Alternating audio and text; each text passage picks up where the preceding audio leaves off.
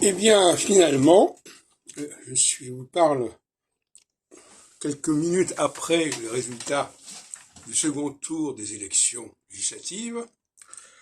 Eh bien, finalement, mes pronostics, et j'ai même plus mon système, parce qu'il ne s'agit pas de faire des pronostics comme ça à l'emporte-pièce.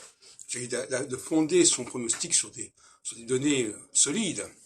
Mon pronostic, à savoir que la solsticialité renforce la droite, renforce les références au passé, à l'histoire, eh bien, en dépit de tout ce qu'on pouvait imaginer, le Rassemblement national obtient des voix assez étonnantes, mais aussi les Républicains, puisque le Rassemblement national obtient plus de 60 députés, et les Républicains également se tiennent très bien.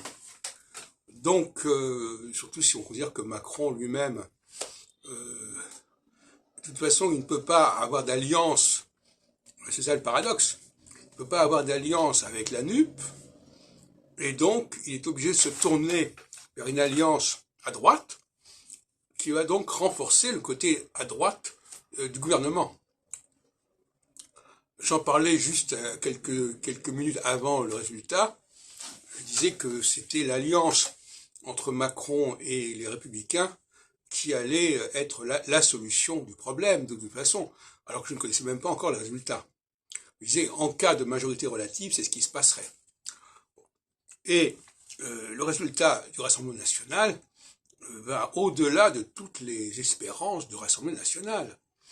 Et donc, ça encore, il est porté par la socialité. Donc, finalement, il ne fallait pas se laisser trop impressionner par la NUP. Je veux dire, dans les différents textes et vidéos que j'ai faites récemment, j'ai montré que les alliances à gauche ne pouvaient fonctionner qu'en période d'équinoxialité. Et là, nous ne sommes pas en période d'équinoxialité. Je disais donc, finalement, Mélenchon est trop tôt, et c'est prématuré, son initiative est prématurée. Il prendra probablement sa revanche d'une façon ou d'une autre dans 2-3 ans, dans des circonstances qu'on ne peut pas encore déterminer, mais pour l'instant, il peut effectivement revendiquer d'être le premier parti d'opposition, avec certains avantages comme la présidence de la commission des finances, mais finalement, c'est une victoire à la Pyrrhus. Ce qu'on retient, c'est quand même que l'Assemblée nationale, qui n'avait même pas de groupe parlementaire, a maintenant 3 ou 4 fois le nombre nécessaire pour y arriver. Quant aux Républicains qui avaient été battus assez terriblement aux élections présidentielles avec Valérie Pécresse qui n'avait même pas obtenu les 5%, là aussi ils prennent leur revanche. Et moi j'avais toujours dit que la socialité, ça pardonne pas, ce n'est pas bon pour la gauche.